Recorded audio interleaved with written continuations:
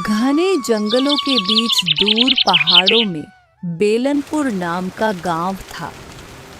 अचानक हुई बारिश की वजह से बेलनपुर गांव का तापमान बहुत ज़्यादा घट गया था और इस वजह से ठंड बहुत ज़्यादा बढ़ गई थी।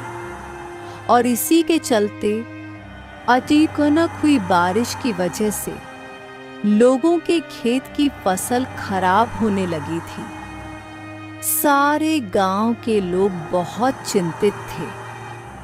उसी गांव में एक बिरजू नाम का व्यक्ति अपनी पत्नी कमला के साथ रहता था, जिसकी कोई खेती नहीं थी। वह सिर्फ मजदूरी के दम पर अपने परिवार का पालन पोषण करता था।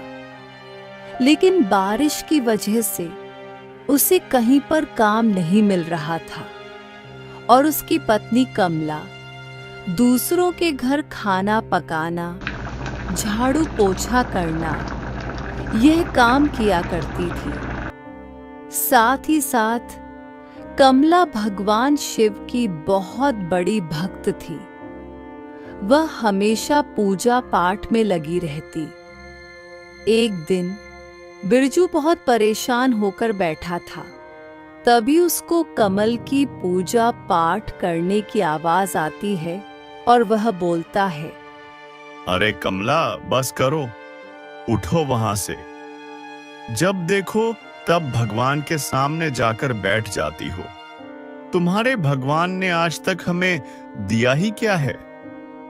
दिन ब दिन हमारी हालत बदतर होती जा रही है। तुम्हारे भगवान को यह नहीं दिखता क्या कि हम कैसे जी रहे हैं? इस अचानक हुई बारिश की वजह से ठंड कितनी बढ़ चुकी है और हमारे पास ढंग का कंबल तक नहीं है। कभी खाना नसीब होता है? आप चिंता क्यों करते हो जी? भगवान है ना, सब संभाल लेंगे। थोड़ा धीरज रखो, सब ठीक हो जाएगा। आज नहीं तो कल भगवान हमारी तरफ जरूर देखेंगे। क्या सब्र रखूं कमला? इतने सालों से यही सुनता आ रहा हूं, आज ठीक होगा, कल ठीक होगा। ऐसे करते करते कितने दिन गुजर गए हैं। बर्दाश्त की भी हद होती है कमला। आखिर भगवान हमारी तरफ क्यों नहीं देखता? हमारे पास ना ही पैसे हैं, ना ही ढंग का खाने पीने को मिलता है। दिन भर मेहनत करता हूं, फिर भी थोड़ी सी मजूरी ही मिलती है। उसमें हम जैसे तैसे हमारे घर का गुजारा करते हैं। उसमें से हमारे पास 1 रुपया तक नहीं बचता। आप चिंता मत कीजिए, मैं आज ही अपनी मालकिन से बात करके देखती हूँ। शायद थोड़े पैसे मिल जाएं तो कंबल खरीद कर ला सकते हैं। और आप जमींदार से थोड़े पैसे मांगकर कुछ अनाज लेकर आना। घर में अनाज खत्म हो चुका है। शाम को खाना बनाने के लिए भी कुछ नहीं है। बिरजू चिड़चिड़ा होकर काम के लिए निकल जाता है। कमला भी अपने काम पर निकल जाती है और सेठानी से पैसे के बारे में बात करती है। अभी तुम्हारा महीना भी पूरा नहीं हुआ है और तुम पैसे मांग रही हो। पैसे तो महीना पूरा होने के बाद ही मिलेंगे। मदद कर दीजिए मालकिन, ठंड बहुत बढ़ चुकी है और घर में कंबल तक नहीं है और अनाज भी नहीं है। आप महीना पूरा हो जाने के बाद मेरी तनख्वाह में से काट लेना। बहाने से पैसे निकालना तो कोई तुमसे सीखे। एक तो देरी से आती हो, ऊपर से ढंग का काम तक नहीं करती और अब भी महीना पूरा होने के पहले ही पैसे मांगने आ गई। काम करना है तो करो, वरना जाओ यहाँ से। तुम्हारे जैसे और भी बहुत पड़े हैं।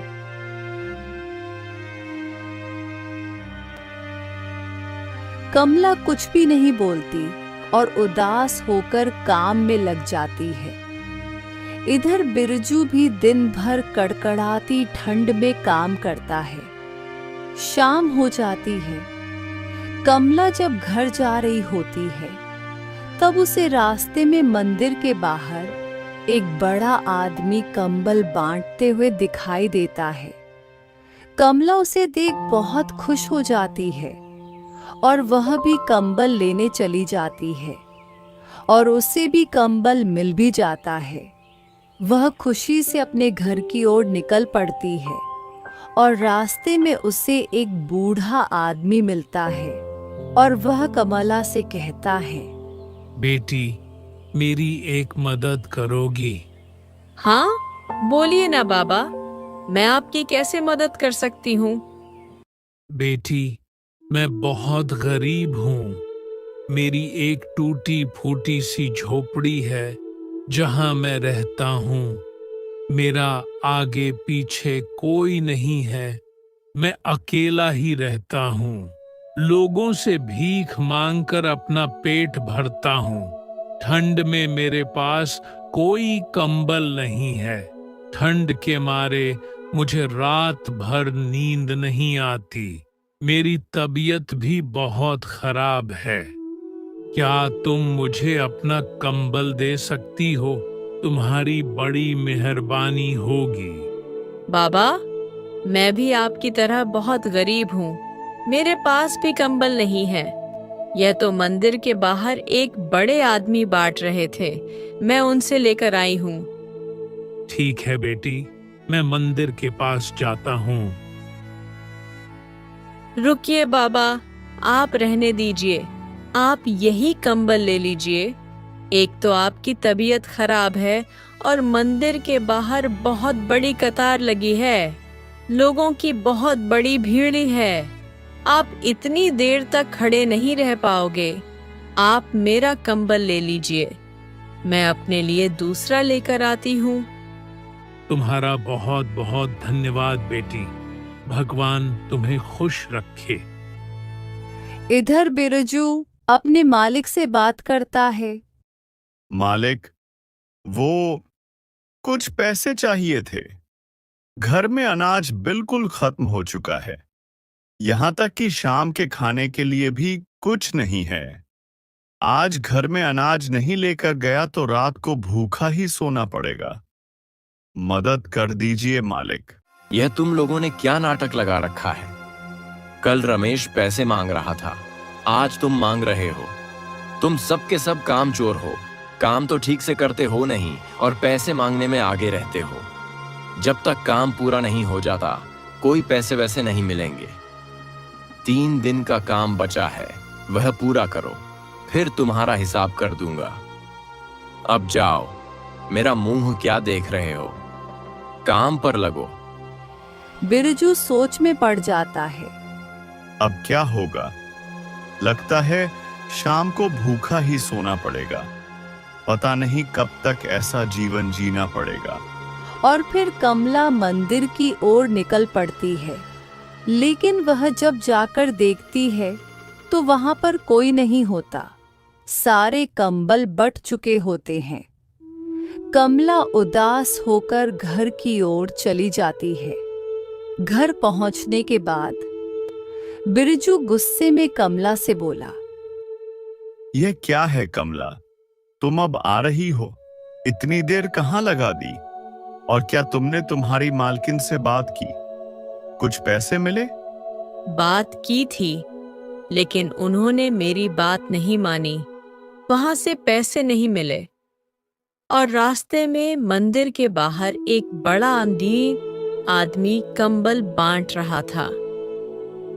मैं भी वही कंबल लेने रुक गई थी। बहुत भीड़ थी, इसलिए देरी हो गई। तो कंबल कहाँ है? मिला नहीं?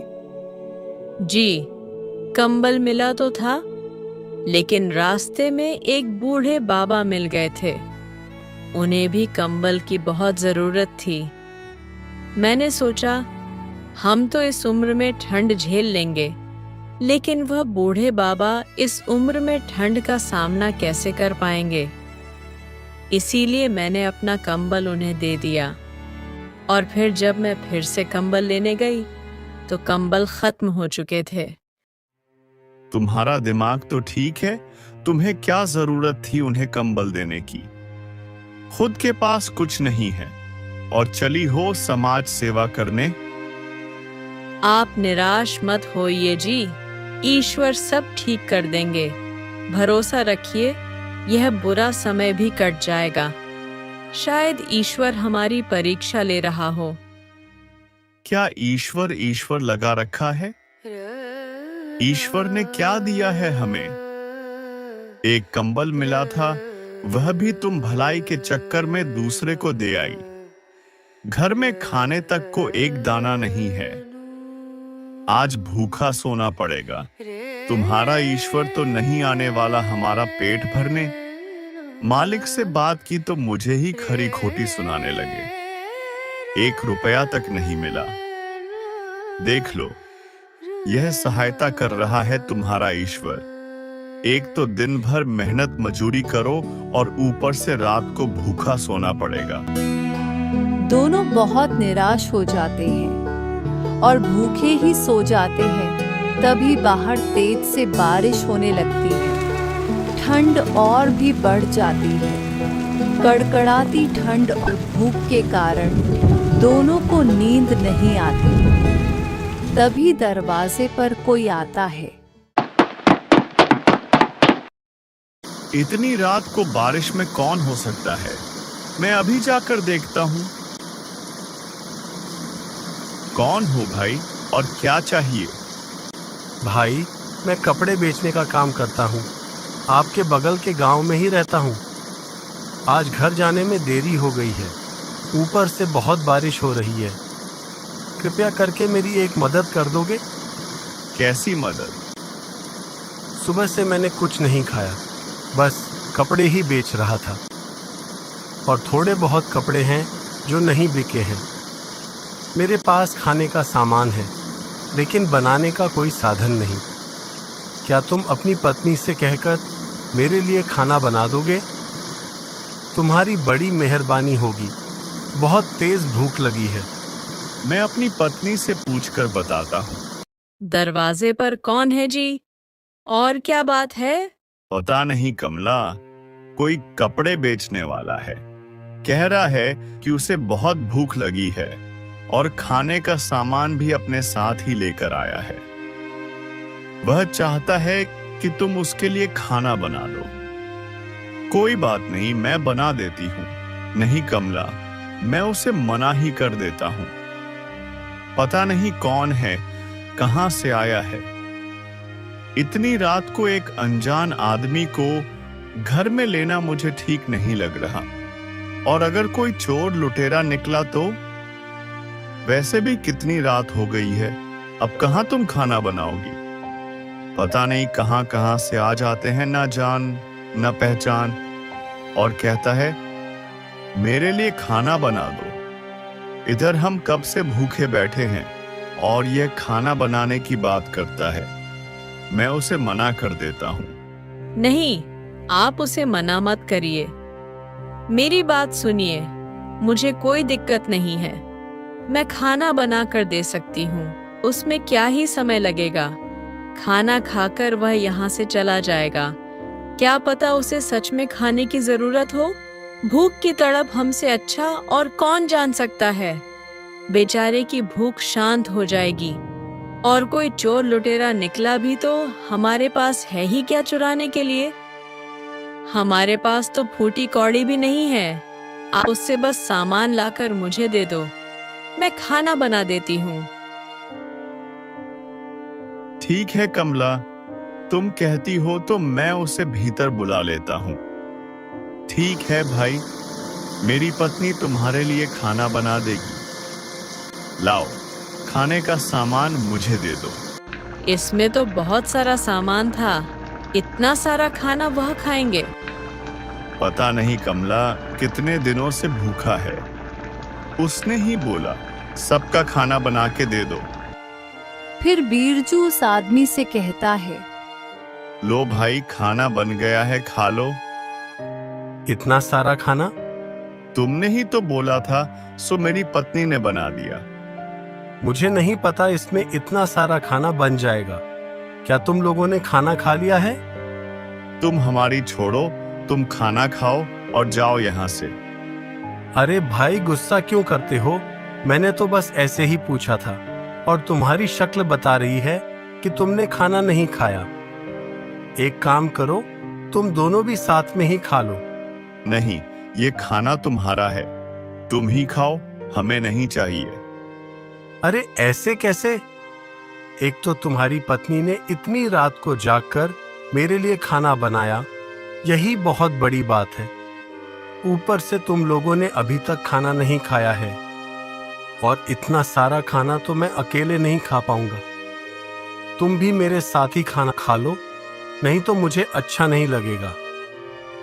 कमला और बिरजू वैसे भी भूख से तड़प रहे होते हैं। दोनों मान जाते हैं और खाना खाने बैठ जाते हैं। फिर तीनों खाना खाने लगते हैं। खाना खाने के बाद वह आदमी बोलता है, वाह भाई, खाना खाकर मजा आ गया। बहुत ही स्वादिष्ट खाना था। अच्छा भाई, अब मैं निकलता हूं, और ये मेरे कपड़े की थैली तुम रख लो। तुमने मेरे लिए खाना बनाकर दिया है, इतना तो मैं तुम्हारे लिए कर ही सकता हूं।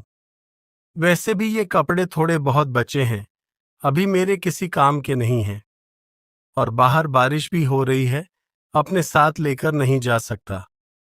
तुम रख लो। भाई साहब, बाहर बहुत बारिश हो रही है, आप यहीं रुक जाइए। आपका बहुत बहुत शुक्रिया, लेकिन मुझे जाना पड़ेगा। मेरी पत्नी मेरा इंतजार कर रही होगी। अगर मैं घर नहीं पहुंचा तो बहुत चिंता में पड़ जाएगी। अब मैं चलता हूं। वो आदमी चला जाता है।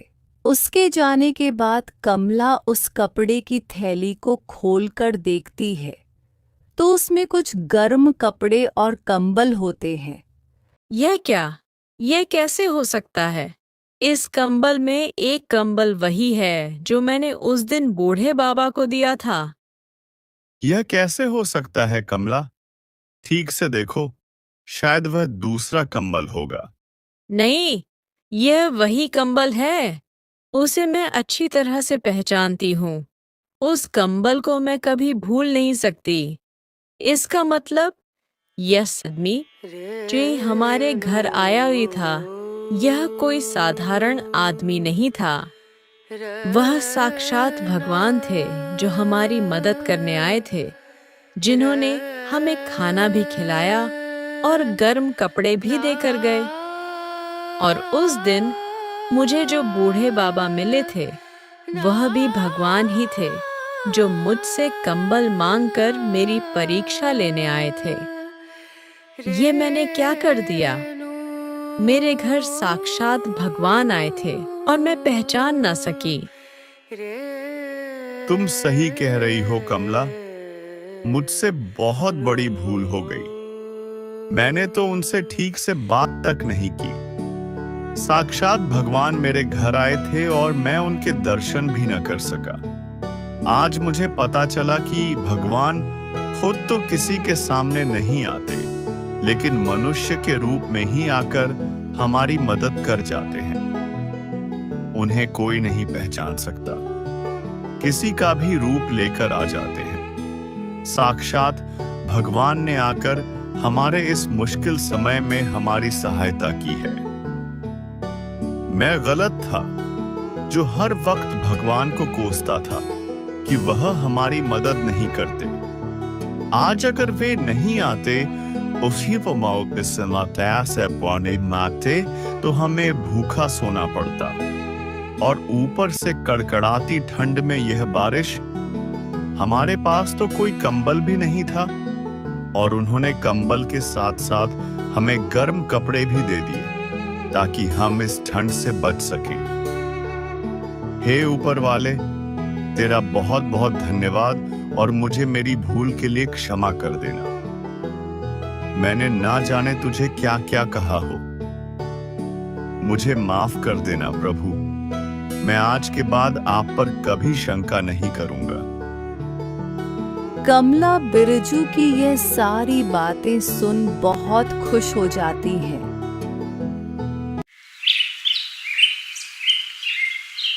कुछ दिन ऐसे ही गुजर जाते हैं। फिर एक दिन बिरजू के घर एक साधु बाबा आते हैं। बेटी, मैं बहुत दूर से आया हूँ, कुछ खाने को होगा तो दे दो। कमला बिरजू की तरफ देखने लगती है कि कहीं वह मना ना कर दे। बिरजू बोलता है, ऐसे क्या देख रही हो कमला? बाबा को खाना दे दो और जो खाना बचेगा उसमें हम आधा आधा खा लेंगे। कमला बाबा को खाना दे देती है। बाबा खाना खाने लगते हैं। खाना खाने के बाद बाबा बिरजू से कहते हैं, क्या बात है बेटे, परेशान लग रहे हो? कुछ परेशानी है मुझे बताओ, मैं सहायता करूंगा। तुमने आज तुम्हारे हिस्से का खाना मुझे दिया है और मेरी भूख को शांत किया है। तुम मुझे अपनी परेशानी बता सकते हो। से मुझसे जो होगा मैं जरूर करूंगा। कुछ नहीं बाबा, मेरा खुद का कोई खेत नहीं है। दूसरों के खेत में जाता हूँ, बहुत मेहनत करता हूँ। मेरी पत्नी भी दूसरों के यहाँ काम करने जाती है, लेकिन बहुत कम पैसे मिलते हैं। पैसे बच नहीं पाते, जैसे तैसे घर का गुजारा होता है। मेरे पास तुम्हारी समस्या का एक हल है, लेकिन उसके लिए तुम्हें एक नियम करना पड़ेगा और नियम कठोर होगा। इसका पालन तुम्हें करना पड़ेगा। तुम वो नियम तोड़ नहीं सकते। अगर तुमने वह नियम कर लिया तो तुम जो चाहो वह पा सकते हो। तुम्हारी जिंदगी बदल सकती है। बाबा, मैं दिन भर काम करता हूँ, कोई साधना या नाम जप मुझसे नहीं हो पाएगा। कोई बात नहीं, लेकिन तुम कुछ तो कर सकोगे। एक नियम जो तुम हर रोज कर सको, जो तुम्हें रोज करने में आसानी हो। तुम खुद ही उस नियम का चुनाव करो। बताओ, तुम रोज क्या कर सकते हो? मेरे पड़ोस में एक कुम्हार रहता है, जो रोज सुबह घर के बाहर मिट्टी के घड़े बनाता है। मैं रोज काम पर जाते समय सुबह उसे देख सकता हूँ। अच्छा ठीक है, लेकिन तुम्हें उसे रोज देखना पड़ेगा। उसको देखे बिना तुम खाना नहीं खाओगे। और याद रहे, यह नियम टूटना नहीं चाहिए, नहीं तो तुम पर कृपा नहीं होगी। नियम से करोगे तो ईश्वर बहुत जल्द तुम पर कृपा बरसाएंगे। मैं समझ गया बाबा, मैं नियम टूटने नहीं दूंगा। मैं वैसा ही करूंगा जैसे आपने कहा। मैं उसे देखे बिना खाना नहीं खाऊंगा। बाबा वहां से चले जाते हैं। फिर अगली सुबह बिरजू खेत में जाने के लिए तैयार होता है। कमला से कहता है, सुनो कमला, मैं निकल रहा हूँ, मुझे देरी हो रही है। बिरजू बाहर जाते ही सामने ही बंसी मिट्टी के खड़े बना रहा होता है। बिरजू उसे देखकर कहता है, राम राम बंसी भैया। अरे बिरजू, तुम? राम राम। काम पर जा रहे हो? हाँ भाई, मैं भी निकल रहा हूँ। आज देर हो गई है, मैं चलता हूँ। ऐसा कहकर बिरजू वहां से चला जाता है और इस नियम का पालन वह रोज करने लगता है। रोज वह काम पर जाते समय कुम्हार को राम राम करके जाता है। एक दिन ऐसे ही वह काम के लिए तैयार होता है। बाहर जाकर देखता है तो कुम्हार वहां नहीं होता। बिरजू परेशान हो जाता है। अरे ये क्या, आज तो बंसी भैया यहाँ पर नहीं हैं। कहीं मेरा नियम ना टूट जाए। बंसी भैया को देखे बिना मैं खाना नहीं खा सकता। क्या हुआ? आप अभी तक गए नहीं? कमला, तुम्हें मैंने नियम के बारे में बताया था ना। देखो ना, आज बंसी भैया मटके नहीं बना रहे और उनका दरवाजा भी अभी तक बंद है। पता नहीं, शायद आज देरी से उठे होंगे। आप एक काम क्यों नहीं करते? दोपहर जब खाना खाने आओगे तब बंसी भैया के दर्शन कर लेना। हाँ, तुम सही कह रही हो कमला। वैसे भी अब मैं ज्यादा समय नहीं रुक सकता। पता नहीं बंसी भैया कब बाहर निकलेंगे। अगर काम पर देरी से पहुंचा तो जमींदार का स्वभाव पता है ना, कहीं काम पर से ना निकाल दे। मैं जाता हूँ। बिरजू काम पर चला जाता है और दोपहर के समय खाना खाने घर आता है। तब भी उसे कुम्हार दिखाई नहीं देता। आ गए आप? मैं खाना लगा देती हूँ। नहीं कमला, मैं खाना नहीं खा सकता, नहीं तो मेरा नियम टूट जाएगा। मैंने आज बंसी भैया को नहीं देखा है। अब ये क्या मुसीबत है? आप ऐसे कब तक भूखे रहेंगे? जब तक बंसी भैया के दर्शन नहीं मिल जाते तब तक कमला मैं मेरा नियम नहीं तोड़ सकता। नहीं तो ईश्वर मुझसे रूठ जाएंगे, मुझ पर कृपा नहीं करेंगे। मैंने पहले तो कभी भगवान पर भरोसा नहीं किया, लेकिन अब मुझे मौका मिला है तो मैं नियम का पालन जरूर करूंगा। भले ही मुझे कितने भी देर तक भूखा क्यों ना रहना पड़े, मैं खाना नहीं खाऊंगा। कमला भी परेशान हो जाती है। ये इन्होंने कैसा नियम बना लिया है? पता नहीं बंसी भैया कब इनको दिखेंगे और ये कब खाना खाएंगे। बेचारे कितनी देर तक भूखे रहेंगे।